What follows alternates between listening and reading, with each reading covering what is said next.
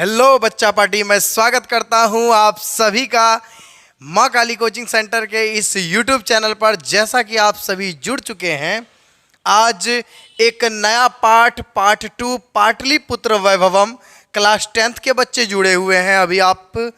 और ये जो है संस्कृत का पार्ट 2 है, जिसमें कि आप सभी को मैं बता दूं कि ये पार्ट 2 में आपको क्या पढ़ाया जाएगा। तो ये पढ़ाया जाएगा संस्कृत के इस संपूर्ण पाठ को आसानी से समझें, अर्थात इस पाठ में आपको संपूर्ण जानकारी मिलेगा। इस पाठ को हम लाइन बाय लाइन पढ़ाएंगे। तो आप सभी जुड़ चुके हैं माँ काली कोचिंग सेंटर के इस यूट्यूब चैनल से, तो आप सभी का स्वागत है। मैं सागर सर आप सभी को लगातार वीडियो पे वीडियो प्रोवाइड करवाते रहता हूं ताकि आपकी तैयारी बेहतर हो सके, और आप सब बेहतर तैयारी करते भी हैं। चलिए, तो आज का जो हमारा सेशन है, इस सेशन को शुरुआत करते हैं और इस सेशन में बहुत सारी जानकारी हम लोग लेंगे। तो चलिए, इस सेशन की शुरुआत से करने से पहले मैं बता दूं आप सभी को, हमारा ये यूट्यूब चैनल माँ काली कोचिंग सेंटर पूर्णिया का ये यूट्यूब चैनल है, जिसके माध्यम से हम मैट्रिक, इंटर, 9th ये सभी की तैयारी करवाते हैं। तो आप सब देख ही रहे हैं। अगर आपने अभी तक हमारे इस चैनल को सब्सक्राइब नहीं किया है तो कृपया करके सब्सक्राइब कर लें, क्योंकि कभी कभी क्या होता है ना कहीं हम लोग भीड़ में अगर खो जाए ना तो फिर खोजना मुश्किल हो जाएगा। क्योंकि हो सकता है आपको माँ काली कोचिंग सेंटर याद ना रहे, या हो सकता है सागर सर याद ना रहे, या हो सकता है ज्ञानेंद्र सर याद ना रहें। इसीलिए आप क्या करें कि एक बार इस चैनल को सब्सक्राइब कर लें और बगल में बेल आइकॉन का बटन होगा, उसको प्रेस कर लें। इससे होगा क्या, हमारा जो भी नोटिफिकेशन होगा, यानी जो भी वीडियो आएगा, आपके एकदम यूट्यूब जैसे ओपन कीजिएगा, आपके सामने दिख जाएगा कि हमारा ये वीडियो आज आ चुका है। चलिए, तो अब हम लोग वीडियो को शुरुआत करेंगे, लंबा नहीं करेंगे। अगर आपने पिछला वीडियो नहीं देखा है पार्ट 1 यानी मंगलम का, तो वो कृपया करके पहले देख लें, तब जाके पार्ट 2 में प्रवेश करें, क्योंकि मज़ा तो बहुत आने वाला है बच्चों, मज़ा बहुत आने वाला है। अगर आप पार्ट 1 नहीं देखे हैं तो जल्दी फटाफट जाइए, देख के आइए। चलिए, अब आते हैं हम लोग को पता है हम लोगों को आज क्या पढ़ना है, और आपको हमसे बेहतर पता है कि क्या पढ़ना है। पहला हम लोग मंगलम पढ़ चुके हैं, आप सभी को जानकारी है कि हम लोग पहला क्या पढ़ चुके हैं, मंगलम पाठ पढ़ चुके हैं। और आज जो हम पढ़ने वाले हैं, मंगलम पढ़ चुके हैं और आज हम लोग पढ़ने वाले हैं पाटलिपुत्र वैभवम, यानी पटना का वैभव एक प्रकार का निबंध है। और इस निबंध के बारे में हम लोग आज इस निबंध के बारे में पढ़ेंगे। तो आप सभी हमारे इस चैनल से जुड़े हुए हैं तो एक बार फटाफट सब आदमी लाइक ठोक दीजिए ताकि एकदम मज़ा आ जाए, ठीक है। चलिए, अब हम लोग क्या करते हैं ना, इस पार्ट 2 जो पाटलिपुत्र वैभवम है, इसको स्टार्ट करते हैं। देखिए, तो ये जो आप देख रहे हैं ना पाटलिपुत्र वैभवम, सभी आदमी क्या करें ना, एक रिक्वेस्ट है हमसे, ठीक है। रिक्वेस्ट हम आपसे ये कर रहे हैं कि रिक्वेस्ट ये है कि सभी आदमी संस्कृत का बुक सामने खोल लें। अगर है आपके पास तो खोल लें, अगर ऐसे रहता ही है सभी बच्चों के पास, जिसके पास नहीं है वो एक खरीद के लेते आए, ठीक है, तब इस वीडियो को देखें। क्योंकि बता दें कि जब तक संस्कृत का आपके पास बुक नहीं रहेगा तब तक आप एकदम डीप यानी गहराई में आप नॉलेज नहीं ले पाएंगे। अगर आपको गहराई में नॉलेज लेना है, संस्कृत का बेहतर तैयारी करना है, तो फटाफट एकदम बुक सामने रखिए और तब जाके पढ़िए, मज़ा बहुत आएगा। चलिए, तो आज का जो हमारा सेशनल रहने वाला है पाटलिपुत्र वैभवम द्वितीय पाठ है, और इसके बारे में हम लोग आज लाइन बाय लाइन पढ़ेंगे। तो आप प्यारे बच्चों, आप सभी का मैं स्वागत करता हूँ इस चैनल के माध्यम से। चलिए, तो आज हम लोग पढ़ने वाले हैं पाटलिपुत्र वैभवम, यानी पटना का वैभव। पटना का वैभव, प्यारे बच्चों क्या पढ़ने वाले हैं, पटना का वैभव यानी पाटलिपुत्र वैभवम। चलिए, तो शुरुआत करते हैं। ये बुक का ही है, हम बुक से ही फ़ोटो खींच के इस पे डाले हुए हैं स्मार्ट बोर्ड पे। तो आप सभी बुक सामने रखें, ठीक है, ताकि आपको पढ़ने में आसानी हो। चलिए, मज़ा आएगा, बहुत अच्छा। तो कहता है, बिहार राज्यस्य राजधानी रगणम पाटलिपुत्रम सर्वेषु कालेषु महत्वम धार्यत, यानी बिहार राज्य की जो राजधानी है पाटलिपुत्र, ये सभी काल में बहुत महत्वपूर्ण रहा है। देखिए पहला लाइन पटना का वैभव यानी पटना के बारे में आज हम लोग पढ़ने वाले हैं। और हम लोगों के लिए गर्व की बात है कि हम लोग बिहार के पटना, हम लोगों की राजधानी पटना है, तो हम लोगों के लिए एक बहुत ही गर्व की बात है। और आज उस पटना यानी हमारी राजधानी के बारे में आज हम लोग पढ़ने वाले हैं, तो मज़ा बहुत आएगा। ठीक है, कौन कौन पटना गए हैं एक बार कमेंट में फटाफट एकदम कमेंट कर दीजिए। और जो पटना के हैं वो भी कमेंट कर दीजिए, सर हम पटना में हैं अभी उपस्थित। और जो बाहर हैं भागलपुर, कटिहार, पूर्णिया, वो सभी एकदम कमेंट कर दें कि सर हम पटना गए हैं एक बार। जो नहीं गए हैं वो भी कमेंट कर दें सर नहीं गए हैं, और हम उम्मीद करेंगे कि अगला साल आपका पटना तय है जाने का। ठीक है, चलिए तो हम लोग समझे कि बिहार राज्य की जो राजधानी है ना, ये पाटलिपुत्र जो नगर है, ये सभी समय में सभी काल में महत्वशाली रहा है। 80 इतिहास, इसकी जो इतिहास है सार्ध सहस्रद्वय वर्ष परिमित, 2500 वर्ष पुराना है। 2500 वर्ष पुराना मतलब क्या हुआ, 2500 वर्ष। 2500 वर्ष इसका ये जो है ना, इसका इतिहास रहा है, यानी 2500 वर्ष पहले से इसका इतिहास रहा है। पटना का इतिहास कितना वर्ष पुराना है, 2500 वर्ष। सोचिए 2500 वर्ष कहाँ है। ठीक है, और आज देखिए आज 2024 में हम लोग हैं, यानी 2500 वर्ष पुरानी घटना ये है। ठीक है, कहता है अत्र धार्मिक क्षेत्रम, राजनीतिक क्षेत्रम, उद्योग क्षेत्रम च विशेषण ध्यान आकर्षकम, यानी कहता है यहाँ की जो धार्मिक क्षेत्र हैं, यानी धर्म उर्म के बारे में यहाँ बहुत सारी मंदिरें हैं। जैसे पटना का महावीर मंदिर बहुत प्रसिद्ध है अभी, उसके बाद बुद्धा नेशनल पार्क बहुत प्रसिद्ध है। धार्मिक जगह भी पटना में बहुत सारा है। अगर पटना आप लोग नहीं गए हैं तो एक बार जाइएगा जरूर। ठीक है, तो कहता है वहाँ पर पटना का जो है ना धार्मिक क्षेत्र, राजनीतिक क्षेत्र और उद्योग क्षेत्र काफ़ी फेमस है वहाँ का। कहता है वेदाशिका यात्रिणी मेगास्त्रीज फायान हुएनसांग इत्सिंग भृत्य पाटलिपुत्रस्य वर्णन स्व स्मरण ग्रंथेषु चक्रु, यानी कहता है कि विदेशी यात्री भी ना, जैसे मेगास्थनीज थे, फाइयान थे, हुएनसांग थे, इत्सिंग थे, ये सभी विदेशी यात्री थे। विदेशी यात्री ने भी यहाँ पटना आ चुके हैं। विदेशी यात्री लोग भी पटना आए हैं और अपने अपने ग्रंथ में, अपने अपने स्व स्मरण ग्रंथेषु, उन्होंने अपने अपने ग्रंथ में पाटलिपुत्र का वैभव को दिखाया है। पाटलिपुत्र के वैभव को दिखाया, यानी पटना के वैभव के बारे में बताया कि ये पटना बहुत गजब है। ठीक है, अब सोच सकते हैं आप, ये पटना काफ़ी फेमस है। ठीक है, और आज आप लोगों को पता चला होगा, आप लोग तो वैल्यू ही नहीं दे रहे होंगे। आप लोगों को घूमना है कहाँ, बाहर दिल्ली घूमना है, गुजरात घूमना है, दूसरे जगह घूमना है, लेकिन एक बार पटना तो जाइए, अब पटना का वैभव के बारे में जानिए। ठीक है, चलिए और आगे बढ़ते हैं बच्चों। मज़ा तो बहुत आता होगा बच्चों। फिर उसके बाद देखिए क्या लिखा है, पाठेस्मनि पाटलिपुत्र वैभवस्य सामान्य परिचय वर्तते। और इस पाठ में जो है ना पटना के सामान्य परिचय को देखेंगे, ज़्यादा टफ नहीं देखेंगे कि पटना कैसे, क्यों हुआ, क्या हुआ, ज़्यादा टफ नहीं, सामान्य परिचय इस पाठ में आपको देखने को मिलेगा। ये हम नहीं कह रहे हैं, बुक कह रहा है, तो फटाफट एकदम जुड़े रहें आप लोग। ये इसका परिचय था। ठीक है, अब हम लोग आते हैं पाठ पे। ठीक है, ये आप देख सकते हैं, ये गोल घर है, आपको अच्छे से पिक्चर नहीं दिखता होगा। चलिए अब यहाँ पर आते हैं।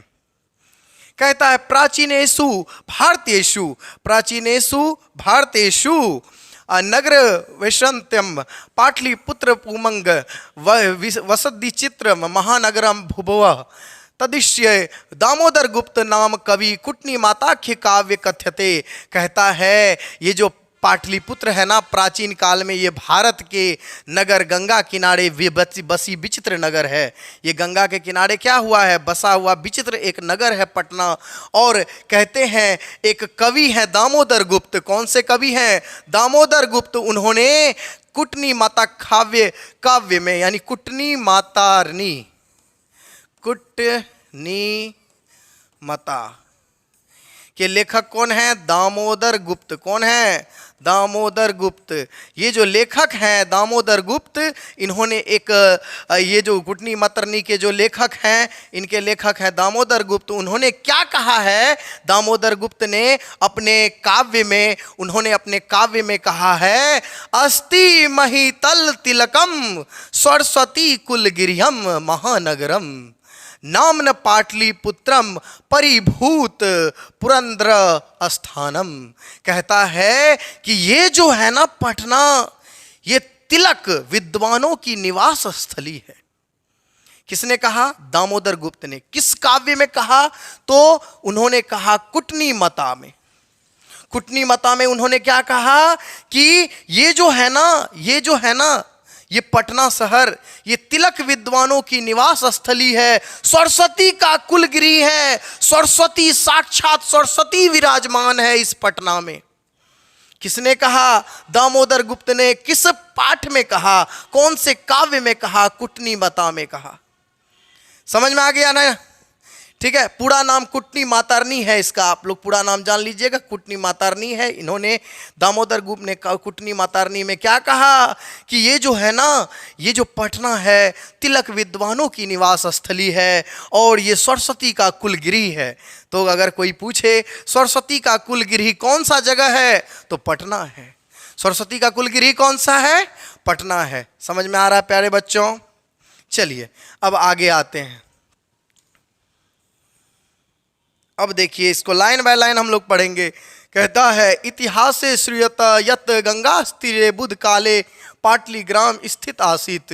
कहता है कि बुध काल के समय जो ये गंगा के किनारे ये जो पाटलीग्राम है, यहाँ स्थित जो है ये पाटलीग्राम, यहाँ भगवान बुद्ध स्वयं आए थे। और च यत्र च भगवान बुद्ध बहुकृत्व समागत, यहाँ पर उनका जोरों शोरों से स्वागत हुआ। बताइए मजा कितना आ रहा है। कहता है भगवान बुद्ध, साक्षात भगवान बुद्ध यहाँ पटना आए थे। गंगा के किनारे जो ये जो पटना नगर है ना, यहाँ साक्षात भगवान बुद्ध आए थे। और जब ये आए ना, यहाँ भव्य स्वागत हुआ इनका, पूरा तहलका मचा दिया, क्योंकि खुद साक्षात भगवान बुद्ध को आ जाना पटना के लिए वाकई गर्व की बात है। ठीक है। अब समझिए इन्होंने क्या कहा। कहता तेन कथित मास्ति यद ग्रामम महानगरम भविष्यति। कहता इन्होंने कहा कि ये जो ग्राम है ना, ये गांव जो है ना, ये महानगर होगा। इनकी भविष्यवाणी की गौतम बुद्ध भविष्यवाणी किए कि ये जो गांव है ना, ये जो पाटली ग्राम है, पहले तो गांव हुआ करता था ना, तो कहता है ये गांव जो है ना, ये गांव भविष्य में महानगर होगा। क्या होगा? महानगर होगा। किंतु कलहस्य अग्निदाहस्य जलपुरस्य च भयात सर्वदा क्रांत भविष्यति। लेकिन यहाँ पर आग जल से ये भयभीत होता रहेगा, डर से पीड़ित रहेगा, और यहाँ पर सर्वदा क्रांत यानी लड़ाई झगड़ा होता रहेगा। देखिए गौतम बुद्ध ने क्या कहा। एग्जाम में क्वेश्चन पूछता है कि पटना के बारे में गौतम बुद्ध ने क्या कहा। तो पटना के बारे में गौतम बुद्ध ने कहा कि भविष्य में ये जो पाटली ग्राम है ना, ये महानगर होगा। कौन सा नगर होगा? महानगर होगा। लेकिन यहाँ आपसी झगड़ा, आग लगी, और क्या चीज़? आपसी झगड़ा, आग लगी, बाढ़, इस सब से पीड़ित होता रहेगा। ये पटना पीड़ित होता रहेगा। समझ में आ गया? अब अगला कहता कलांतरणे पाटलीग्राम एवं पाटलिपुत्र मिति कथ्यति। पाटलीग्राम को पाटलिपुत्र भी कहा जाएगा। चंद्रगुप्त मौर्यस्य काले अस्य नगरस्य शोभा रक्षा व्यवस्था अति उत्कृष्ट। कहता है कि जब चंद्रगुप्त मौर्य थे ना, उस काल में ये जो इस नगर की जो शोभा और रक्षा व्यवस्था थी वो बहुत उत्कृष्ट थी, बहुत अच्छी थी। यूनान राजदूत मेगास्थनीज स्वसस्मरण से सु निरूपयति अस्य नगरस्य वैभव प्रिय दर्शनी अशोकस्य समय सुंतरा समृद्धम। कहता है राजा अशोक के समय में ये और ज़्यादा समृद्ध रहा। ये सभी यूनान के राजदूत मेगास्थनीज सब ने कहा। अब बताइए, बाहर के लोग, बाहर के यात्री यहाँ आके यहाँ की तारीफ करके चले जाते हैं, और आज हम लोग पटना के बारे में अनभिज्ञ है, आज कुछ नहीं जानते हैं पटना के बारे में। हम कहाँ जानते हैं बाबर झाबर ने क्या बनाया, ताजमहल बनाया कि क्या बनाया, लाल किला बनाया, उसके चक्कर में लगल रहते हैं। ये किसने बनाया, जहांगीर ने शाहजहां बनाया, क्या बनाया, नहीं बनाया, हंट बंट संट में हम लोग लगल रहते हैं, लेकिन रियल में कर क्या रहे हैं। अभी अगर हम पूछ देना कमेंट में कि बताइए ताजमहल किसने बनाया, तो सब आदमी धड़ाधड़ टिक मार देंगे, सर शाहजहां बना दिए सर, किसकी याद में बनाया? मुमताज की याद में। लेकिन पटना का इतिहास कितना पुराना है ये नहीं पता है आप सभी को। अब बताइए, यही है हमारी संस्कृति। तो कहता है संस्कृत होना बहुत जरूरी है। कुछ लोगों को लगता होगा ये संस्कृत बोरिंग चैप्टर है, संस्कृत क्या संस्कृत दे दिया है। लेकिन बोरिंग नहीं है, ये कहीं ना कहीं हमारी संस्कृति को बता रहा है जिसको हम भूलना चाहते हैं। तो हमें भूलना चाहिए? नहीं भूलना चाहिए, हमें अपनी संस्कृति पे अड़े रहना चाहिए। हम कहते हैं संस्कृत सर्वदा रहेगा और रहेगा। चलिए अब कहता है बहुकालम पाटलिपुत्रस्य प्राचीना सरस्वती परंपरा प्रवर्तते इति राजशेखर स्वकाव्य मीमांसा नाम के कवि शिक्षा मुख्य ग्रंथे सादर स्मृति। कहता है कि राजशेखर नाम के एक कवि थे, उन्होंने स्वयं काव्य मीमांसा में इसकी चर्चा की है। किसकी? तो पाटलिपुत्र नगर की। और उन्होंने कहा कि यहाँ की जो सरस्वती है साक्षात पढ़ाई लिखाई सरस्वती की परंपरा बनी हुई है। ठीक है, इन्होंने भी कहा कि यहाँ की जो पढ़ाई लिखाई है सरस्वती यहाँ साक्षात अभी भी बनी हुई है। और देखिए उन्होंने क्या कहा, अत्रो परवर्ष वर्षो विह पाणिनि पिंगल विह व्यांगी वर रुचि पतंजलि इह परीक्षिता खाती पुमज्य। अब बताइए, इन्होंने कहा कि पाणिनि, पिंगल, वराही, उसके बाद पतंजलि, ये सभी यहाँ से ही परीक्षित होकर आज विश्व में विख्यात हैं। पाणिनि समझ रहे हैं ना? पाणिनि समझ रहे होंगे आप लोग, और ये आप पतंजलि समझ रहे होंगे। ये सभी जितने भी पाणिनि आप लोग समझ रहे होंगे, पतंजलि समझ रहे होंगे, पिंगल समझ रहे होंगे, ये सभी संस्कृत के बड़े बड़े ज्ञाता रह चुके हैं। और ये सभी जो ज्ञाता हैं, ये सभी ज्ञाता कोई और नहीं, यहीं से परीक्षित होकर आज ख्याति प्राप्त कर चुके हैं, आज अपना नाम और यश प्राप्त कर चुके हैं। ये कहीं और से नहीं, इसी पाटलिपुत्र नगर से। और हम लोग पाटलिपुत्र के बारे में क्या जानते हैं? तो कुछ नहीं। बताइए, फिर अगला कहता है कतिपयसु प्राचीन संस्कृत ग्रंथेषु पुराणादस्यु पाटलिपुत्रस्य नामांतरण पुष्पपुर कुसुमपुर। कहता है पुराणों में, प्राचीन ग्रंथ में पाटलिपुत्र का जो नगर नाम है ना, वो कहीं पुष्पपुर मिला है, कहीं कुसुमपुर मिला है। बताइए, कहता है कि पुराणों में प्राचीन ग्रंथों में पटना पाटलिपुत्र का जो नाम है ना, वो पुष्पपुर और कुसुमपुर के नाम से जाना जा रहा था। अब बताइए पुष्प मतलब क्या होता है? फूल। कुसुम मतलब क्या होता है? फूल। फूल का पर्यायवाची होता है पुष्प, सुमन, कुसुम।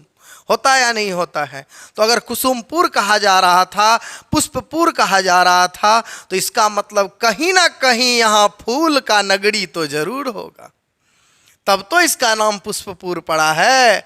तो कहता है लगता है इसी से ज्ञान की प्राप्ति होती है। कहते हैं लगता है इस नगर के समीप पुष्पाना बहुलमत उत्पादन भवती अस्म, यहाँ पर पुष्पों का उत्पादन बहुत होता था, बहुत। पाटलिपुत्र मिति शब्दोपि पाटल पुष्प पुत्तालिका प्रचलित। कहता है पाटलिपुत्र की जो है ना, पाटल पुष्पों में पुत्र तालिका में ये दिया गया है। ठीक है, कई शब्द इसके बारे में दिए गए हैं। सर्त काले नगरश्मनि कौमोदी महोत्सव इति महान समारोह गुप्त वंश शासन काले अति प्रचलित।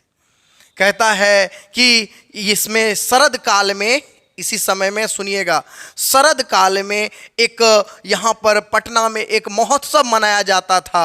शरद काल में मतलब सर्दी के काल में, जैसे अक्टूबर सबके समय में, शरद काल के समय में यहाँ पर पता है क्या मनाया जाता था? एक कौमुदी नामक महोत्सव मनाया जाता था। और कब मनाया जाता था? तो गुप्त वंश के शासन काल में। गुप्त वंश के शासन काल में, जब गुप्त थे, चंद्रगुप्त थे, समुद्रगुप्त थे, ये सब महान महान राजा थे, उस समय में ये जो है ना, ये जो यहाँ पर है पटना में एक कौमुदी महोत्सव मनाया जाता था। और वो किस ऋतु में मनाया जाता है? तो शरद काले। तो एग्जाम में बच्चों क्वेश्चन पूछता है कौमुदी महोत्सव किस काल में मनाया जाता था? फटाफट बताइए क्या होगा? शरद काल होगा। ठीक है, फिर ये भी पूछता है कि बताइए यहाँ पर कौन सा पर्व मनाया जाता था पाटलिपुत्र में? कौमुदी महोत्सव। ठीक है, फिर अगला कहता है ये कौमुदी महोत्सव कब मनाया जाता था? गुप्त वंश के शासन काल में। ठीक है, तो कहता है तत्र सर्वे जना आनंद मग्न अभुवन। कहता है जब ये कौमुदी महोत्सव होता था ना तो सभी जन, सभी लोग एकदम मगन रहते थे, मजा आ जाता थी लोगों को। हम लोगों के यहाँ होता है ना पर्व त्यौहार, होली, दुर्गा पूजा, ये सब होता है या नहीं होता है? कितना मग्न रहते हैं हम लोग, कोई टेंशन ही नहीं रहता है, काम हो रहा है, लेकिन मस्ती तो करना है, मस्ती करना है और वही करते हैं। कहता है संप्रति दुर्गा पूजा अवसरे तदृश्य एवं समारोह दृश्यन्ते। जैसे हम लोगों के यहाँ दुर्गा पूजा दिखता है ना उस समय में, जिस समय में यहाँ कौमुदी महोत्सव होता था उस समय में हम लोगों के यहाँ दुर्गा पूजा होता है। बताइए दुर्गा पूजा कैसा दिखता है? मज़ा आता है कि नहीं आता है? उसी प्रकार कहता है। तो कभी कभी ये भी क्वेश्चन पूछता है कि कौमुदी महोत्सव किस पूजा के आसपास मनाया जाता है? तो कौन सी बोलिएगा? दुर्गा पूजा। कौन सा पूजा? दुर्गा पूजा। समझ में आ गया? समझ में आ रहा है या नहीं आ रहा? फटाफट एकदम बता दीजिए। ठीक है, अब कहता है सुनिएगा, तो यहाँ तक हम लोग पढ़ चुके हैं। कहता है काल चक्र वसाद यद्यपि मध्य काले पाटलिपुत्रम वर्ष सहस्त्र परिमित जीर्ण तान्म भूत। कहता है काल चक्र के हिसाब से, यानी कहता है ना आदमी का जब काल आता है ना तो सारा चीज तहस नहस हो जाता है। कहता है काल चक्र के हिसाब से मध्य काल में पाटलिपुत्र जो है ना वर्ष सहस्त्र, सहस्त्र मतलब 1000 वर्ष जो है ना, 1000 वर्ष तक ये इनका जो जीवन रहा वो एकदम नरक से बदतर रहा। यानी पटना समझिए मर गया, पाटलिपुत्र जो है ना 1000 वर्षों तक मर गया बीच में, फिर अभी हाईलाइट हो गया, लेकिन बीच में 1000 वर्षों तक ना पटना साफ समझिए ये मर गया। अब बताइए, कहता है तस्य संकेत, इसका संकेत किसमें मिलता है? ये पता कैसे चला कि ये पटना मर गया है? तो कहता है तस्य संकेत अनेकेषु साहित्य ग्रंथेषु मुद्रा राक्षसी दिशु लभ्यते। ये जो है ना एक संस्कृत का ग्रंथ है मुद्रा राक्षस, इसके लेखक विशाख दत्त है, लेकिन इसमें दिया हुआ नहीं है, तो चलिए आपको जानकारी लेने का जरूरत भी नहीं है। तो कहता है मुद्रा राक्षस में इनका जो एक विशाख दत्त का मुद्रा राक्षस है उसमें जो है ना उस ग्रंथ को जब पढ़िएगा तो उसमें आपको पता चलेगा कि वाकई ये पटना जो है ना 1000 वर्षों तक मरा हुआ रहा, इसमें कोई परिवर्तन नहीं हुआ, कोई तरक्की नहीं हुई। यहाँ पर बताइए मजा आ रहा है या नहीं आ रहा है? फटाफट बताइए। कहता है मुगल वंश काले अस्य नगरस्य समृद्धोह जाता है। कहता है मुगल वंश के काल में ये समृद्ध होते रहा। उसके बाद आंग्ल शासन काल में पाटलिपुत्र से सुंत्रा विकास जात, यानी सुंत्रा विकास का मतलब हुआ अधिक विकास हुआ। आंग्ल शासन काल में भी बहुत विकास हुआ, मुगल शासन काल में विकास हुआ। सोचिए पटना पुराना में बहुत तरक्की किया, फिर बीच में 1000 वर्षों तक डाउन रहा, फिर उसके बाद मुगल शासन काल में इसकी तरक्की फिर से शुरू हो गई। और देखिए इसका अभी कहता है बहुत सारा विकास हुआ। नगर मिदह मध्यकाले एवं पटनेति नाम न प्रसिद्ध मगत। कहता है पटनेति, इसका उसी समय में मध्यकाल के समय में ही इसका नाम पटना नाम से फेमस हो गया। अब सोचिए, यानी मध्यकाल में मतलब जब ये बाबर झाबर सब आ गए ना मुगल काल, उसी समय में ये पटना नाम से फेमस हो गया। अब सोचिए, कहता है अयम च शब्द पतन मित्ति शब्दा निर्गत, और ये जो है ना पटना शब्द पतन शब्द से बना। कौन सा शब्द से बना? पतन। अच्छा पतन का मतलब आप लोग समझते हैं? पतन का मतलब होता है समाप्ति की ओर, समाप्त होना। मतलब ये पटना अब समाप्त हो चुका है, हो रहा है। अब सोचिए, यानी पाटलिपुत्र जो है समाप्त हो गया, इसका नाम रख दिया प्रस्य पालिका देवी पटन देवी अदापि पूज्यते। कहता है नगर की पालिका देवी जो है वो पटन देवी हुआ करती थी, यानी अभी भी पटन देवी की पूजा होती है पटना शहर में।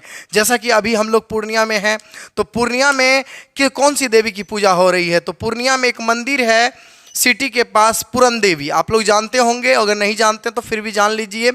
सिटी के पास पूरन देवी मंदिर है, तो पूर्णिया शब्द से पूरन देवी जुड़ा हुआ है, यानी पूरन देवी से ही पूर्णिया बना है। उसी प्रकार से पटन देवी की पूजा होती है। कहाँ पर? पटना में। समझ में आ रहा है? इसीलिए शायद मेरे ख्याल से पटना नाम उन्हीं से आया है, पटन देवी से, चलिए अब अगला आते हैं, कहता है संप्रति पाटलिपुत्रम पटना नाम नगरम अति विशालम वर्तते बिहारस्य राजधानी चास्ति। कहता है ये जो पाटलिपुत्र है ना, ये जो पटना नगर है ये विशाल है और इसकी राजधानी जो है ना ये बिहार की राजधानी इसकी ये है, बिहार की राजधानी पटना है। बिहार की राजधानी क्या है? पटना है। कहता है संप्रति यानी इनको क्या किया है, बिहार की राजधानी को यानी बिहार की राजधानी से इसको घोषित किया गया है पटना को। अनुदिनम नगरस्य विस्तार भवति और दिन प्रतिदिन इस नगर का विस्तार बढ़ रहा है। बहुत सारे यहाँ पर मेट्रो का प्रारंभ हो चुका है अभी, तो दिन प्रतिदिन यहाँ का विस्तार अभी बढ़ रहा है। कहता है अस्यो सूत्रास्या दिशि गंगा नदी प्रवहंती, यानी इसकी उत्तर दिशा में कौन सी नदी है? तो गंगा नदी अभी भी बह रही है। तो कहता है कि पटना नगर के किस दिशा में गंगा नदी है? उत्तर दिशा में। प्यारे बच्चों ऑब्जेक्टिव के लिए ये हिटम हिट क्वेश्चन है। कहता है तस्य उपरि गांधी सेतु नाम एशिया महादेशस्य दीर्घतम सेतु क्यच रेलायन सेतुरपि निर्मयामामो वर्तते। कहता है कि ये जो नदी है ना इसके ऊपर गांधी सेतु नाम का एशिया महादेश का दीर्घतम सेतु है, यानी बहुत बड़ा पुल है गांधी सेतु नाम से। बिल्कुल प्यारे बच्चों ये जो है ना गांधी सेतु पुल, अगर हम लोग इधर से जाए ना पूर्णिया से कटिहार से इधर से जाए ना तो पहले हाजीपुर के बाद एक पुल आता है गांधी सेतु पुल, बहुत बड़ा है। जब हम फर्स्ट बार पटना जा रहे थे तो 5 किलोमीटर तक जाते रह गए। पहले तो नाम सुने थे ना, बाद में जब गए तो पता चला कि अरे बाप रे बाप ये तो पुलवा सबसे बड़का पुलवा है, बहुत पुल था बड़ा, ठीक है। और ये एशिया का सबसे बड़ा पुल हुआ करता था। लेकिन बच्चों आज मैं आप सभी को बता दूं कि ये पुल जो है ना अब लेटेस्ट में है, ये गांधी सेतु पुल एशिया का सबसे बड़ा पुल नहीं रहा, बहुत सारा पुल का निर्माण हो चुका है। तो प्यारे बच्चों तो बहुत सारा पुल का निर्माण हो चुका है। तो अब हम लोग क्या करते हैं, आगे पढ़ते हैं, ठीक है। आप लोगों को कमेंट के माध्यम से बताना है कि अभी वर्तमान में एशिया का सबसे बड़ा पुल कौन सा है। कमेंट के माध्यम से प्यारे बच्चों फटाफट बता दीजिए। चलिए अगला कहता है नगरेशमणि उत्कृष्ट संग्रहालय उच्च न्यायालय सचिवालय गोलगिरियम तारामंडल। प्यारे बच्चों ये वाला टॉपिक बहुत अच्छा है। गोलघर कहाँ है? तो गोलघर पटना में है। गोलघर कहाँ है? पटना में है बच्चों। प्यारे बच्चों तो गोलघर के बारे में एग्जाम में पूछता है कि बताइए गोलघर इनमें से किस जगह पे है। क्या आपको लगता है बिहार के बच्चे कभी गलती करेंगे कि गोलघर कहाँ है? तो गोलघर कहाँ है? पटना में है। लेकिन केवल गोलघर नहीं है, बहुत सारा चीज़ है। तारामंडल है, जैविक उद्यान है, मौर्यकालिक जगह है, बहुत सारे। महावीर मंदिर काफ़ी फेमस है पटना में। तो महावीर मंदिर अगर आप लोग पटना जाते हैं तो महावीर मंदिर में महावीर जी यानी बजरंगबली का साक्षात दर्शन आपको हो सकता है, ठीक है। क्योंकि माना जाता है कि वहाँ बहुत सारी शक्तियाँ जुड़ी हुई है महावीर मंदिर। ऐसे महावीर मंदिर में बहुत सारी जो भी इनकम आती है ना, जो भी चंदा के स्वरूप उनको मिलता है उनसे बहुत सारा उनका यो चलता है। महावीर कैंसर संस्थान मतलब बहुत सारा संस्थान उनका चलता है निःशुल्क, ठीक है। तो महावीर मंदिर एक बार जरूर जाएं और वहाँ कुछ ना कुछ भेंट स्वरूप वहाँ दक्षिणा जरूर दें, यानी दान पेटी में जरूर दान करें, ठीक है। कहता है फिर प्राचीन पटना नगरे सिख संप्रदाय से पूजनीयम स्थल और दशम गुरुओं गोविंद सिंहस्य जन्म स्थान गुरुद्वारोति नाम प्रसिद्ध वर्तते। कहता है कि प्राचीन नगर ये जो पटना नगर है ना, ये नगर सिख संप्रदाय के लिए भी पूजनीय है। सिख संप्रदाय के लोगों के लिए भी काफ़ी पूजनीय है। क्यों पूजनीय है? क्योंकि यहाँ पर दशम गुरु यानी 10वें गुरु गोविंद सिंह का जन्म हुआ था। और वहाँ पर अभी क्या है, और वो जगह गुरुद्वारा नाम से काफ़ी फेमस है। तो अगर पटना जाइएगा ना तो किसी को पूछिएगा गुरुद्वारा जाना है, यानी गुरु गोविंद सिंह जो कि 10वें गुरु सिख संप्रदाय के हैं, उनका जन्म उस जगह पे हुआ है और वहाँ अभी गुरुद्वारा बनाया गया। तो एक बार पटना अगर जाते हैं तो आप गुरुद्वारा जरूर जाएं, ठीक है। कहता है तत्र देशास्य तीर्थयात्री दर्शनार्थ मयांती। कहता है इसलिए यहाँ इस देश में बहुत सारे तीर्थयात्री यहाँ दर्शन करने के लिए आते हैं। कहाँ से प्यारे बच्चों? इस पटना नगर में बहुत सारे दूर दूर के यात्री आते हैं दर्शन करने के लिए। तो आगे बढ़ते हैं हम लोग बच्चों। तो आगे का क्या है, फिर कहता है कि एवं पाटलिपुत्रम प्राचीन कालात अधावधि विभिन्नेषु क्षेत्रसु वैभवम धारयति। कहता है विभिन्न क्षेत्र में ये बहुत सारा वैभव धारण कर चुका है, कई कई क्षेत्र में है। यहाँ औद्योगिक क्षेत्र है, राजनीतिक क्षेत्र है, बहुत सारे क्षेत्र अब बट चुके हैं। यहाँ पर बहुत सारा चीज़ नया नया अब सुने हैं कि बहुत जल्दी पटना के आसपास में यानी राजगीर में एक स्टेडियम भी बनने वाला है जहाँ पर IPL वाईपीएल खेला जाएगा, तो बहुत एकदम मज़ा आने वाला है। ठीक है, तो कहता है ये बहुत सारे क्षेत्रों में अब ये बहुत ज़्यादा फेमस हो चुके हैं। सर्वच संकलित रूपेण, कहता है कि बहुत सारे इसके क्षेत्र जो है ना अभी संकलित भी है, बहुत सारा चीज़ को संकलित किया गया है संग्रहालय में। दर्शनीयमेति, कहता है अगर आपको दर्शन करना है ना तो पटना जाइए और पटना में आप देखिएगा वहाँ का संग्रहालय जो म्यूजियम है ना, वहाँ पटना के बारे में और भी चीज़ आपको दर्शन करने के लिए मिलेगा। ठीक है, उसके बाद कहता है पर्यटन मानचित्रे नगरमिदम महत्वपूर्णम, और वहाँ का जो ये जो पटना का जो ये नगर है यानी मानचित्र है, इसका जो दृश्य है वो दृश्य आपको देखने को मिलेगा। तो प्यारे बच्चों, आज जो है हम लोग कौन सा पाठ पढ़े, तो आज हम लोग पढ़े पाटलिपुत्र वैभवम यानी पटना का वैभव। उम्मीद करता हूँ आपको बहुत अच्छा लगा होगा पटना का वैभव संस्कृत का। और इस संस्कृत का ये जो पाठ है, आपको इस पाठ को एकदम A to Z लाइन एकदम फ्रेश से दिमाग में रख लेना है। और इस प्रश्न से बहुत जल्द आपके लिए ऑब्जेक्टिव हम लॉन्च कर देंगे, फिर ऑब्जेक्टिव का वीडियो में आप देखिएगा। आपसे मैं उम्मीद करता हूँ, गारंटी, फुल्ली गारंटी है, एक भी ऑब्जेक्टिव आपसे नहीं छूटेगा इस चैप्टर से। और आपसे एक क्वेश्चन है, कमेंट के माध्यम से ज़रूर बताएं कि इसी पाठ में अभी तुरंत हम पढ़ाए काव्य मीमांसा, तो आपको बताना है कमेंट के माध्यम से कि काव्य मीमांसा के लेखक कौन हैं। फटाफट एकदम कमेंट के माध्यम से आप लोग करके बताइए कि काव्य मीमांसा के लेखक कौन है। फटाफट कमेंट करके बताइए। अगर आप इस पाठ को पूरा देखे हैं तो निश्चित है कि ये क्वेश्चन आपसे नहीं छूटेगा। चलिए, आज के लिए इतना ही। बहुत आप लोग इतना देर तक वीडियो में जुड़े रहे, इसके लिए तहे दिल से धन्यवाद।